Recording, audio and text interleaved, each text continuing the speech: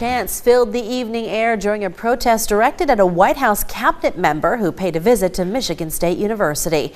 It's our top story at 11. Thanks for joining us. I'm Siobhan Klepfer. And I'm Sherry Jones. Nearly 100 protesters chanting pro-Palestinian slogans greeted U.S. Secretary of Transportation Pete Buttigieg during a visit to MSU. His talk was also marked by demonstrations by climate activists who made their voices known in the middle of his speech. Josh Sanchez has more tonight. Josh, what did you hear?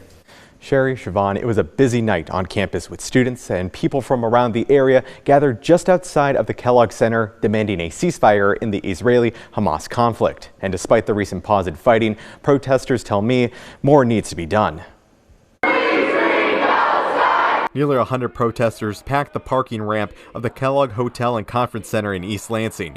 Pro-Palestinian signs were held high, flags were carried along with banners draped over the side of the building calling for the end of U.S. aid to Israel. The crowd of students and parents with kids grew ahead of a visit to MSU by Transportation Secretary Pete Buttigieg, who was there as part of a speaker series, but was met by protesters who wanted him to take demands of a ceasefire back to Washington. The opportunity that he came here gave us a perfect opportunity to add pressure, protest, picket, and get our message across. And I'm sure he's hearing us, I'm sure he's seen us, and it's gonna go up there. Inside the Kellogg Center, Secretary Buttigieg took to the stage to reflect on his political rise and talk about the future of our country's infrastructure. But his speech was soon interrupted by protesters from the group Climate Defiance.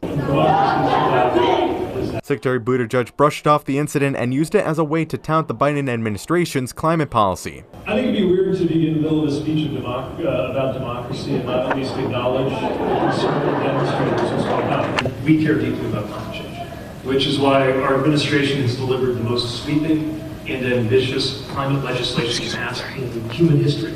As he ended the night with a discussion with former state governor Jim Blanchard, pro-Palestinian protesters could be seen and heard just outside of the ballroom. That same crowd clashed with one person who was in attendance for the speech. Story. Ceasefire now! Ceasefire now! The same calls for a ceasefire went on through the end of the night, ending just how it started.